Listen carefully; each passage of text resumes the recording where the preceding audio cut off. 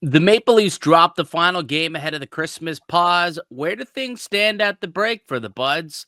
And what's on our Maple Leafs wish list? We'll get to all that and more on today's edition of the Locked On Leafs podcast, part of the Locked On Podcast Network. It's your team every day.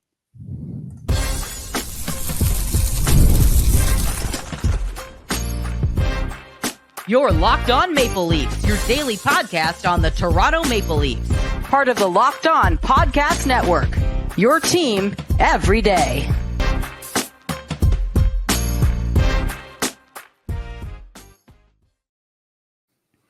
Hello and welcome into the Locked On Leafs podcast, a daily Maple Leafs centric podcast hosted by myself, Mike DiStefano, and my co-host, Dave Morassutti.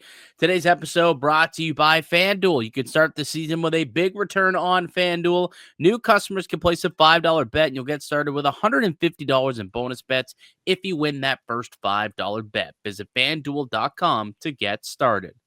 What's going on, Dave? How you feeling on this very Christmas Eve, pal? Oh, it's Christmassy, all right. Yeah, I'm doing all right. Arm's got a good workout. I did half the driveway, and I'm like, yeah, I need a break. Out there shoveling, are you? Oh, it's not. Shovel. Somebody's like, I want a white Christmas, and Mother Nature's like, I'll give you the heavy packing white stuff if you really want it. And yeah. I have a driveway with interlocking bricks, so it really just gets into the grooves of the bricks, so it makes it even more fun to shovel. Yeah, growing up, at my parents' place, we had a massive driveway. It was like a 12-car driveway. It was such a chore to shovel that thing growing up. It took well over an hour just to shovel the driveway, let alone all the front sidewalks, and then it was a good hour and a half, 45-minute job to do that. But now I'm condo living, so luckily I don't have to do a whole lot of shoveling these days. But yeah, driving out on the roads today it wasn't a lot of fun. Well, not too much fun. People gotta learn how to drive in the snow, let me tell you that. Stay home, don't have to drive, guys. Stay home. It's crazy. It is absolutely insane. People got to remember also to get their tires changed. I think that's a big problem too. Not enough people getting themselves winter tires thinking, we're good. It's all good. No, it's not all good. It's very difficult to drive when you don't have the proper grip here in Southern Ontario, and with the weather, when it gets wet and rainy and when it gets kind of slushy. It's tough. But anyways, speaking of getting kind of wet, rainy, slushy, and not so great things happening, let's get to the Maple Leafs, who lost in an afternoon affair to the Winnipeg Jets. And it's funny, though. It's the first time that the Jets have beaten Toronto since that infamous, is there anything better than beating the Leafs chance that they had it was 3 years ago. Toronto had won 6 straight prior to the afternoon win from the Jets in the next gen game. I could pretty much sum this up pretty quickly here, Dave. One captain was there for their team, one was not. Yeah, you pretty much nailed it right there. I mean, these last few games have been tough. These last two, especially when the Islanders beat the Leafs pretty good and go out and get their butts handed to them by the Sabres out of all teams. Yeah, it was quite the way for the Sabres to end that losing streak. By the way, 7-1 absolutely put the Islanders in a blender and blended them up. Yeah, that was tough for the Islanders. But yeah, I mean, obviously the injury to Auston Matthews stinks, and the last couple of games, it really does look like the Leafs really just. They were running out of steam, and there was so much hockey that was being played by Toronto. November was quite a soft schedule for them, right? They went through that stretch where they only played 4 games in a 19-day. It was insane how little hockey they actually played in that stretch in November. And it was good because that was when Matthews was dealing with his injury, and he was able to go to Germany and come back and only missed a couple of extra games because of it. But obviously, because you're getting a soft sked at one point, things are going to ramp up at some point. And that's kind of what we saw happen in December. Lots of hockey was played here They played 12 games in a 22, 23 game span. So it was a lot of hockey that the Maple Leafs had to play. And even tonight, it's their 5th game in 7 nights. Like, it's just a lot. And you could tell the last couple of games, this team was really tired, especially towards the end of the game. They just didn't really have it in them. Like, I thought the first period, the Leafs played well today. I thought that they were, in on the forecheck. I thought they were playing well. And then they took a penalty, and then they, allowed Kyle Connor to sneak in and score on the power play, and they took a 1-0 lead. And then, once the Jets get a lead, it's tough to get it back on them with the guy named Connor Hellebuck in between the pipes. But overall, like, again, tonight, good start, but then the game kind of got away from them. It did, right? Like, I thought first period, they're looking pretty good, getting good chances on that. And like, just one of those things where there's a bit of bad luck going the way, but there's also, you take a penalty, doesn't really help this situation when you go up against one of the best power plays in the league. And yeah, like, I didn't hate the first period. Second period, thought it was like pretty even. Again, I know it kept things close, and then third period, I'm like what the hell? Like, yeah. Like, just absolutely, like, just shut, like, I wouldn't think completely shut down, but just like, it's almost like they disconnected the controller at some parts of that third period with the way that things were going. Yeah, they definitely got outplayed in the third period. I think the expected goals at 5-on-5, 83% expected goals for the Winnipeg Jets in the third period there. So yeah, the Jets, and they mustered up 1.75 expected goals to Toronto's 0.36. So yeah, it was definitely a period where the Jets really kind of laid it thick. That 8 high danger chances, 9 total scoring chances in the period, compared to Toronto's just 2 high danger chances in that third. But big night from Mark Scheifele, ends up with a hat trick for Scheifele. Tavares had a nice little 2-goal game though, and is quietly up to 17 goals on the year, which is kind of like a number that I wouldn't say it came out of nowhere, because he's been consistently scoring. But like, now that it's the Christmas break and it's kind of like it's a checkpoint in the season, now you start to look back and reflect and kind of take a look. Okay, well, who's where? Tavares being at 17 goals right now, 34 points in 34 games, like, low key, very, very, very unexpected. He is punching above his weight right now, and I feel like we haven't talked about it enough. No, and we had that conversation last week about the contract, and I was kind of putting it out there that maybe the Leafs should consider looking into what the contract's going to look like. Like, it was more so just to say, with Matthews out, he's the one, other like him and Nylander have really taken the offense and put it on their backs, right? Like, you got Nylander pushing for the NHL lead in goals. Tavares was very close to 20 goals himself. And it's also like when he's scoring the goals too. Like, it was a closer game because of Tavares. Like, he's going to the net on that first goal. He finds a way to beat Connor Hellebuck on that second goal. And it's not like he's cheating for that offense too. Like, he's still doing the other things defensively. I just think he's just really gravitated to what Craig Berube is looking for. I think like that just was a perfect match for the two of them.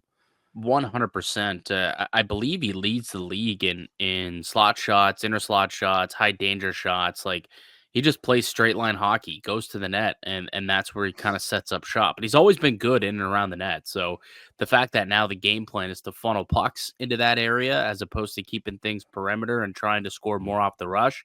Now it's more, set up and try and get pucks in deep and try and score that way. Tavares has had a lot of success this year, and he got his 200th goal today as a Toronto Maple Leaf, becoming just the 5th player in NHL history to record 200 goals with 2 different teams. I thought that was a quite, like, that's elite company, like, to be in in the same breath as Wayne Gretzky and Mark Messier. Keith Tkachuk was also kind of a random name that was on that list. Yeah. And then there's one more. It's escaping me right now, but Lanny, Gretzky, Lanny. Messier. Yeah, that's it. Lanny Yeah, and then McDonald. Keith Tkachuk. Yeah. Yeah, Lanny was the other name. And now John Tavares is just the fifth player to do so. But I don't think he's getting enough credit or love for the season that he's having. Like, point per game, he's got 17 goals, which would lead 25 teams at the Christmas break. 25 teams, he would be the goal leader at this point with 17.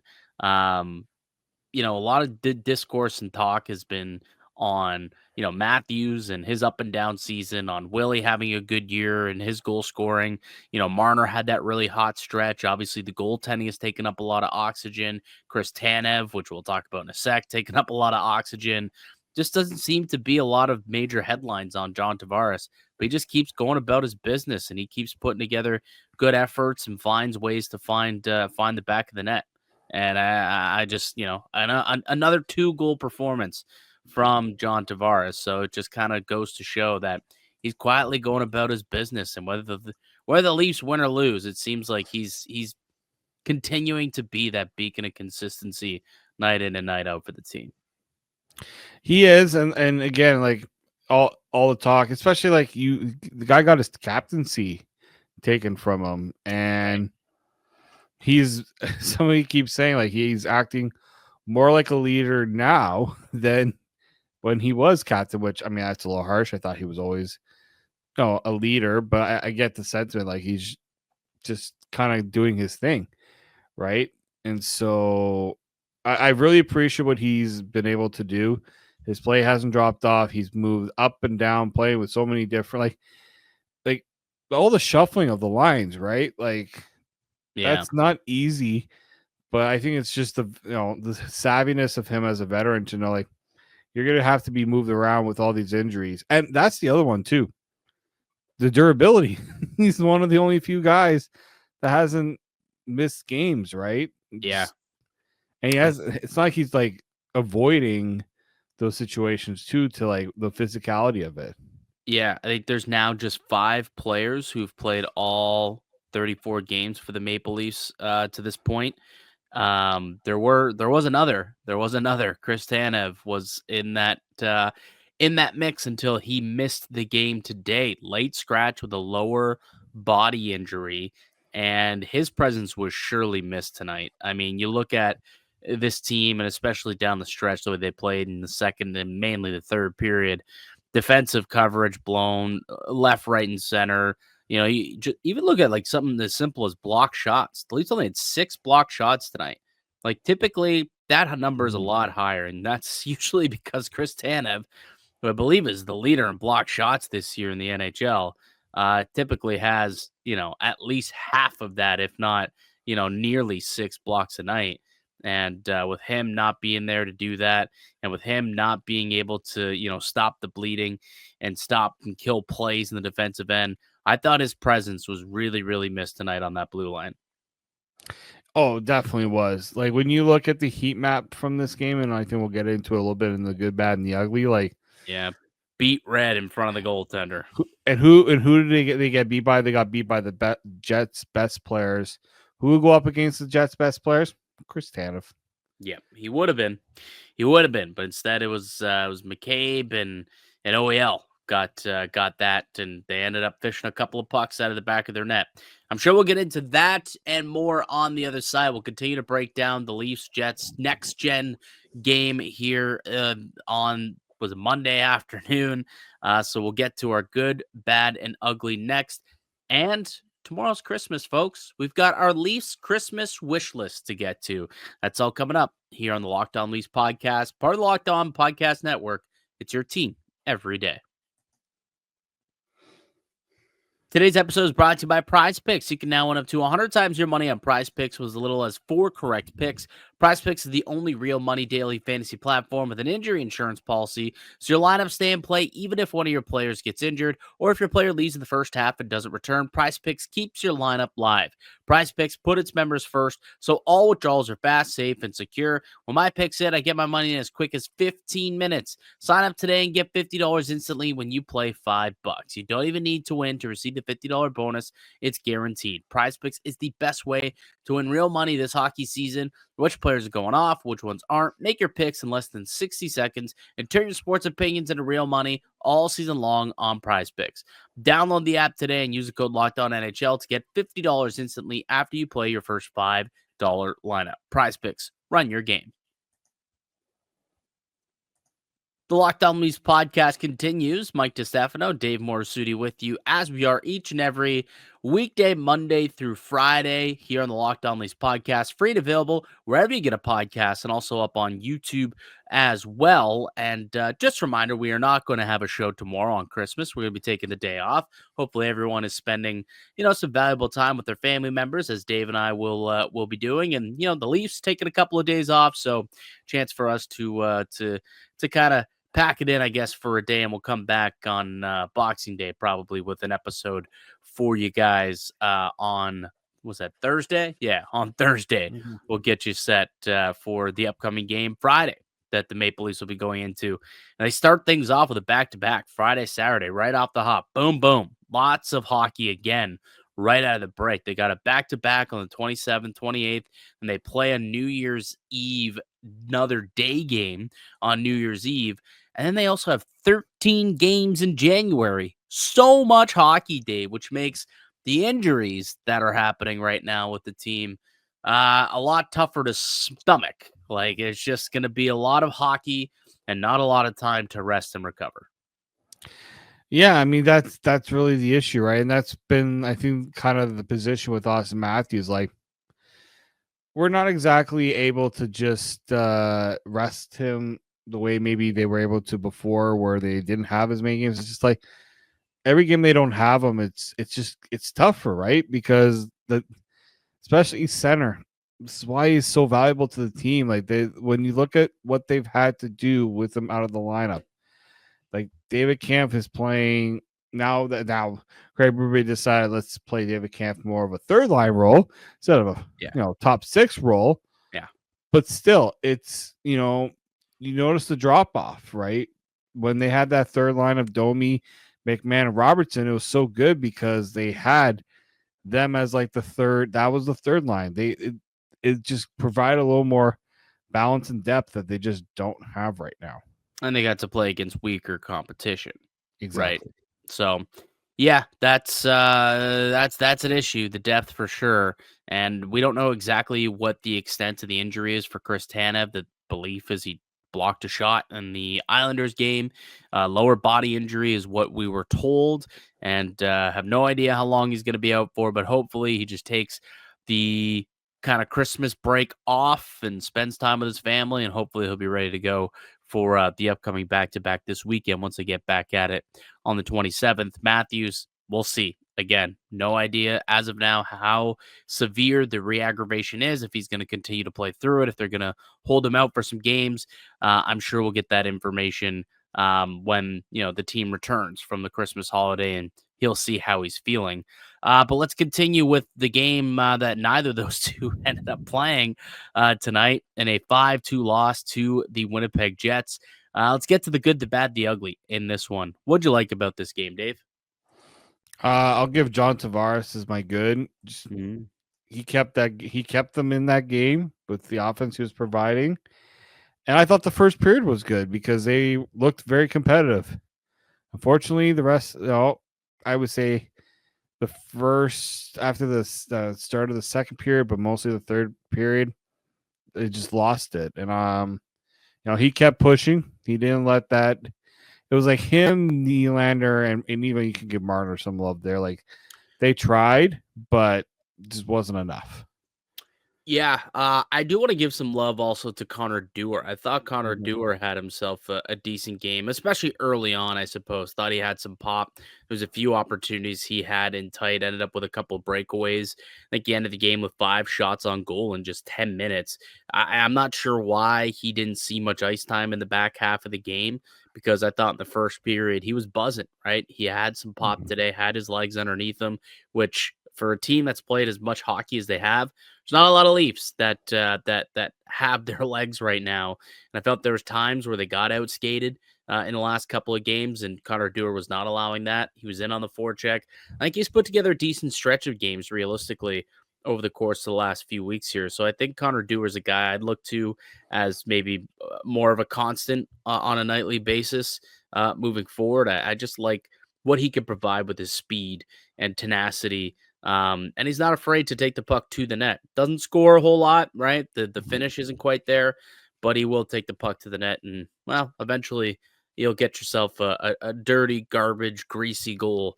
Didn't work out tonight, but at some point it might. But I did want to give a shout out to Connor Dewar. Thought he had a decent game. Yeah, it was like that breakaway attempt. Like, Yeah. you got to just give props to the goaltender there. I thought that was a good attempt by Dewar, but you're going up against Connor Hellebuck. Yeah. He tends to make those saves a few times. So Yeah, I heard he's pretty good. Rumor has it he's a pretty good goaltender. yeah. Yeah. The bad. What was the bad, Dave? The bad for me was the start of that second period just deflating, right? Like, Yeah. just allow a goal that early, and how the goal was allowed, like, you just get beat straight to the net. Like, I think it was OEL, right? That was trying to defend Connor there. Like, you got to be on your man, right? It was another rush chance that just went awry on them, and I just didn't like that. That to me kind of signaled like the Leafs were kind of going on, and obviously they were going in the wrong direction and couldn't really recover, I think, in the way they wanted to.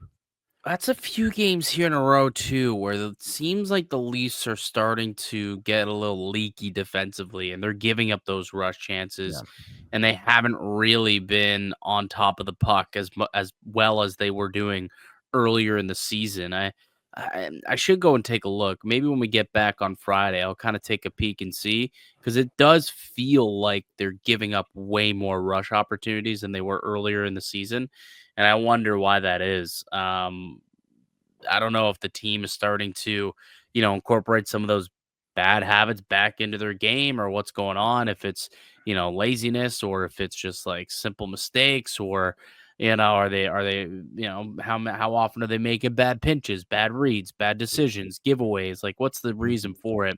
Might have to throw on the tape and figure it out. But that has been an issue, and tonight it was once again an issue. And you mentioned it, the heat map. I mean, you talk about the ugly. To me, that's what it was. Toronto's inability to defend the net tonight. I didn't think they gave Joseph Woll much of a chance. I thought that especially in the third period, it was brutal. The Jets were all over the Leafs in the third period. And if you look at the shot map, I mean, it's beat red right in the crease, not around the crease, but literally inside the crease. You're talking about the Jets really finding a way to get inside on Toronto. So I can pull it up here if you would like, just to show the people on the good old YouTubes what I'm looking at here. Look at this. Inside the crease, all 3 goals at 5-on-5 coming from within the crease, all from within a few feet of the net, and that's 100% where a lot of the shots were coming from tonight. So Toronto typically do a pretty good job of protecting the crease and protecting the front of the net, and allowing, the goalies, whether it's been Wall or Hildeby or Matt Murray or Anthony Stolarz, to see pucks tonight. Wasn't a good day for that. There was a lot of chances in tight and in the slot and inner slot area. That's where a lot of goals are scored from that spot. So I thought the defensive zone coverage just wasn't good. Lack of focus. They gave up a lot of transition chances. They gave up, some 2-on-1s and a lot of rush opportunities. Just in general, not a great game defensively from the Maple Leafs. No, I think also just the rush chances really played a factor into that because there were a couple of those that came off the rush. Like, Yeah. and Brube knows it. Like he said it after the game. Like there's details that they're missing, right? Forward's got to be a little bit better, right? But like it's just like they look caught out of turn way too much. They're not really ready for those plays. And it's just like, is the opposition exploiting something there, or are the players just totally missing it? Like that's something like I'm sure Craig Berube is trying to wrap his head around. He kind of makes it seem like the team's just missing out on the details. Like they know what they need to do, they're just not doing it. And Which I think there's some validity to it yeah, because you look at they how were they doing it played before. earlier in the year. You look at the first like 10 games, they were number one in the league when you refer to 5-on-5 high danger chances against. They're giving up the fewest chances among all teams. Now they're like middle of the pack, which means the following 20 games, they're giving up a lot. And again, tonight they gave up a ton, especially in the third period. Last night against the Islanders, I think they gave up like 17 high danger chances in that game, if I remember correctly. So it's been extremely leaky lately. Again, don't know if it's bad habits creeping in, if it's, the team just getting tired because they've played so much hockey in the last calendar month. But I think that the Christmas break couldn't have come any sooner for this team. Not only do they need to get healthier, but they also need time to just flat out rest. The guys who are quote unquote healthy and playing, they could use a few days rest as well, and they'll get that over the next couple of days here. Not back in action until the 27th. On the other side, though, Dave, I figured it'd be fun for us to do a little bit of a Christmas themed segment. So we're gonna do our Leafs Christmas wish list. I don't know why that was a tongue twister for me. But on the other side, we both got a little 3-pack that we are going to be asking Santa for on our Christmas wish list. And we'll unveil those next here on the Locked On Leafs podcast, part of the Locked On Podcast Network. It's your team every day. Today's episode is brought to you by your friends over at FanDuel. The NFL playoffs are almost here, but it's not too late to get in on the regular season action with FanDuel, America's #1 sportsbook, because right now new customers can finish the season strong with $250 in bonus bets if your first $5 bet wins. FanDuel has so many ways that you could pick up a W. I personally love to bet on who could score a touchdown. You're talking hockey, anytime goal scoring, and shot props. I love them. It's thrilling. Just visit FanDuel.com to join today. That's FanDuel.com for your chance at $250 in bonus bets. Make every moment more with FanDuel, an official sportsbook partner of the Locked On Network. Welcome back into the Locked On Leafs podcast. Mike DiStefano, Dave Morassutti with you on this glorious Christmas Eve. And we figured it'd be a good time to let the people know, or let Santa know, what our Leafs Christmas wish list is for the Locked On Leafs pod, for myself, Mike DiStefano, and Dave. So why don't we start it off? We got a 3-pack. Why don't you give me your first one, and we can kind of go bang, bang, one by one, and go through our wish list here. What's your first one, pal? I'll go with some more depth scoring. As good as the stars have been, Nylander, Tavares, they're struggling to find those other people to. Christmas has come a wee bit early with that third line this week. Yeah, but it's got to continue. Yeah, it's just like they were like, yes, third line, producing goals, producing offense at a really good rate. Yeah, I know we can't keep that line together because otherwise we're playing David Kampf in the top 6 and we can't allow that. It's just like, well, it'd be nice if we didn't have to play David Kampf that high in the lineup. Yeah. Why? Oh, is that because the injury to Auston Matthews? Because if that's the case, what I have at the top of my wish list would help with that, David. I would like a healing stone. A healing stone. Rub it all up on Auston Matthews and rub it up on that on his back, on his rib, on whatever the injury is, his wrist, his head. Just lather him up with this thing, with this healing stone, and let's get this guy as healthy as possible. Let's get him back to being the 69 goal scorer, Big Poppy, who had all the swagger from a year ago. That's the Auston Matthews that this team has not really had all season and would love to get, and he needs health and good health for that to happen. It hasn't been there all year, but hopefully, if I got a healing stone, you rub it on him. Anthony Stolarz, put it on whatever pebble in his knee, get that pebble out of there, allow him to find that extension again and get back to playing at an elite level. Chris Tanev, rub him with that healing stone, get him back and going. And hey, Joseph Woll, I know he's not hurt right now, but let me tell you, it's probably going to come at some point. So if you rub the healing stone on him as well and keep him alive, then I think the Leafs will be in a better place. So that's one. Really, I wish him good health for the Toronto Maple Leafs because they've dealt with a lot of injuries to this point in the year. They've been through, honestly, more than I would anticipate, and they've gotten through it pretty well, I will say. Even in Auston Matthews' absence, they still won 7 of the 10 games. But, man, they desperately got to hope that they don't get as decimated in the back half of the season as they have in the front half. Yeah, I mean, mine is just find a way to get these guys playing consistently healthy.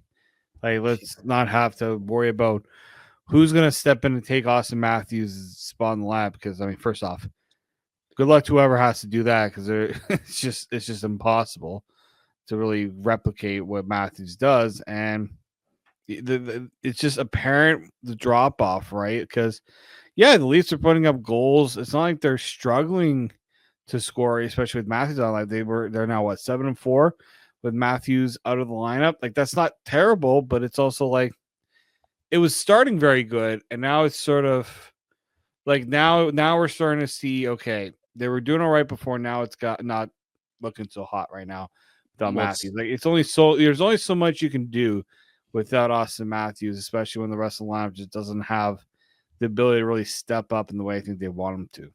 It's funny, Dave, because I know that I had those conversations with a bunch of people when Matthews was out, and everyone kept saying, "Oh, the team's better off without him. They should trade Matthews. They got to trade him for a bunch of picks and prospects. They're better without him. Look at the record."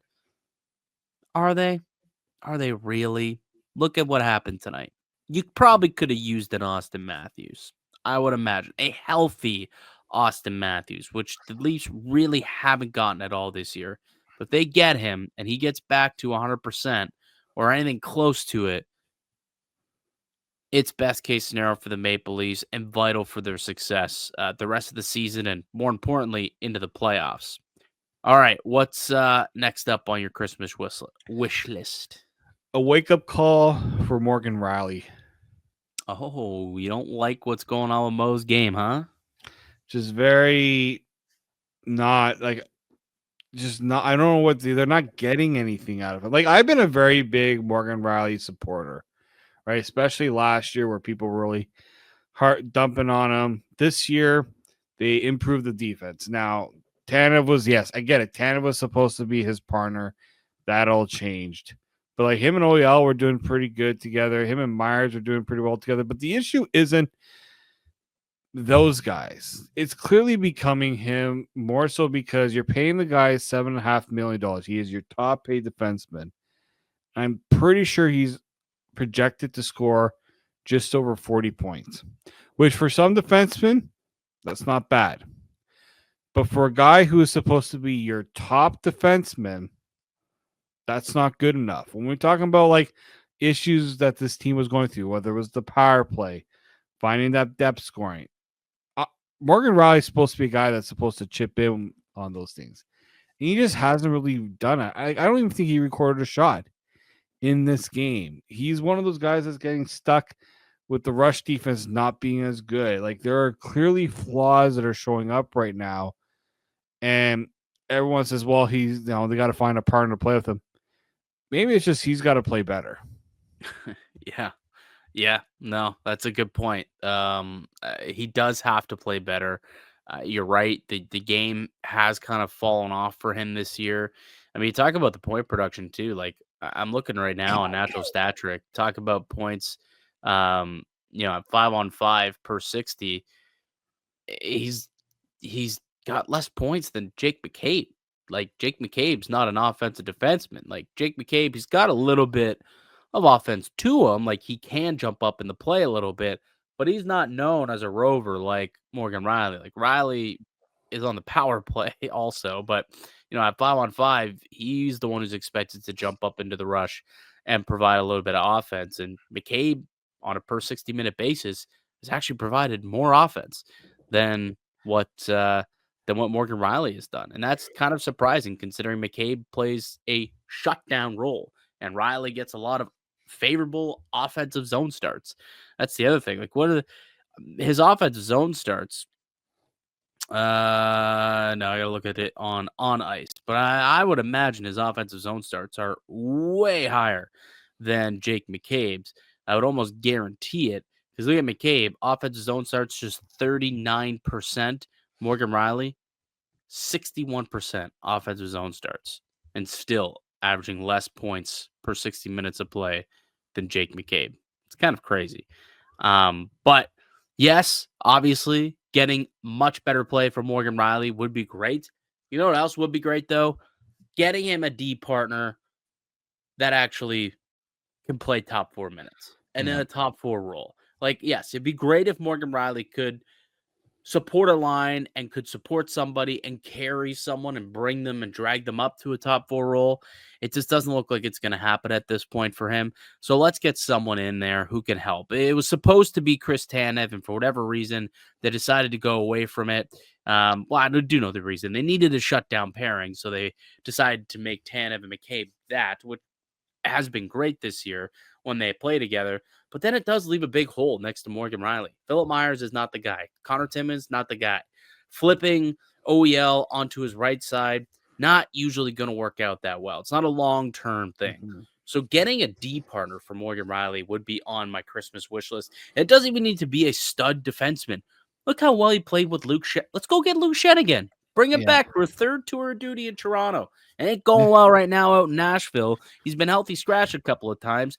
Let's go get Luke Shen and put him next to Morgan Riley and let that partnership cook again like it did a couple years ago when Morgan Riley was at his best in that series against the Tampa Bay Lightning a couple of years ago. And his partner at the time was Luke Shen. It allowed him to do what he had to do. And Shen was very, very responsible in his own end. And I think that, you get another guy just like that where he can find some chemistry. It should help Morgan Riley get back to being the player that he can be. So finding a D partner for Mo, that would be very nice. And that would be up near the top of my Christmas wish list. I would, yeah. I mean, Luke Shen would be nice to get back. And, if you're Nashville, okay, what are you going to give us? It's like, well, first off, we'll get Luke Shen off your hands. Yeah. It's not like Luke Shen's a bad player. I should also say that. It's just you're going nowhere. Well, what do you want? I don't know. Take on Yanni Hakanpää. See if he'll, play for you. If you're gonna get Shen, you don't need Hakanpää because Hakanpää right now is not playing. And Nashville, the good thing for Shen, if you're Nashville and trying to move, doesn't have any trade protection, which no surprise. It'd be easy to make that move. And I think Shen's he's been very outspoken on things that have been going wrong in Nashville. And just I think a change of scenery would work out well. Yeah, 2.75 might seem steep to pay for a guy who's 35. How many years are left on that deal? Is this it? One more year after this. For one more year, I'll eat it because but Nashville can eat it. Nashville can eat some of that money. True. You can get that down to 2, maybe even 1.8. You could probably they have one more retained salary transaction they can do because they're doing it on Johansson for 1 more year, and then they're doing it for Ekholm. Okay, for 2 more. So they could do it. Will they do it? Let's see. Only reason why I think they may be hesitant is because there are other players that may require the old retention. And trade Shen. They do find a third team. do that then. Yeah, you could do that. Find a third team that's willing to park that salary for a year and a half. You could do that. But anyways, a D partner of some kind that would help elevate Morgan Riley's game would be very, very nice to receive under the Christmas tree for Brad True living in the Maple Leafs. And the third thing on my Christmas wish list, how about a Matthew Nyes extension? Talk a lot about, hey, how are discussions going with Mitch Marner? How are discussions going with John Tavares? Well, Matthew Nyes is a pending free agent as well. He's a restricted free agent, so the Leafs do retain his rights, so there's less of a threat for him to go anywhere. So not really anything you have to worry about getting him signed to right now. But it would be nice to wake up Christmas morning as a Leaf fan and see a Matthew Nyes long-term extension, 8 years, like maybe $5 million-ish, $5 to $6 million. I mean, that sounds like a nice little deal for the Maple Leafs and Auston and Matthew Nyes, wouldn't it? It would, and some people are like, we've had this discussion before. Yeah, you can wait until the summer, but like, what if a team comes in and they sign one of their RFAs who maybe, I don't know if there's anyone similar to Matthew Nyes that's going into a similar situation, but if you're the team that waits, the market changes, right? And certain players will be worth more because of what the market dictates. They get paid. So the Leafs shouldn't be waiting for somebody else to set that market. They should just say, all right, this number we think we're comfortable at, will you take it? Get it done. And you can plan, right? Start planning for the off season, right? And yeah, the cap is expected to go up. There's also some issues happening with the Canadian dollar right now that might also impact revenues. Like that could potentially change things a little bit too. I think they, with the way their projections, I'm sure they've already thought about this, and it's not going to have that big of a impact potentially, but something to think about. Yeah, I did see, I think CJ maybe said on an insider trading that it was something they were monitoring, the league monitoring the dollar. Apparently like for every 20% or something like that, for every percentage point that the Canadian dollar takes a hit, that's like 20% of the league that's losing money. So whatever that ends up being, we'll see if it ends up impacting things long term. Hopefully not. But yeah, that is something to definitely keep in mind. Did you have your third? Did you say your third? Did we? Yeah, I got Riley, get people healthy, depth scoring. Boom. There we go. Now I want a healing stone to help everyone get back to good health for the new year, a D partner for Morgan Riley, and a Matthew Nyes extension. We'll see if we get any of those three. I don't think we will, but we shall see if we can wake up to one of those things. All right, that'll do it for us here today on the podcast. I'd like to thank you all for listening and supporting the show. You can subscribe to the Locked On Leafs podcast on all platforms and receive daily Leafs content. Follow myself on Twitter at Mickey_Canuck. Follow Dave at D_Morassutti, and follow the show as well at Locked On Leafs. We'll be back in another episode for you guys on Thursday. Enjoy your holidays. Enjoy the time with the family. Merry Christmas from both Dave and I.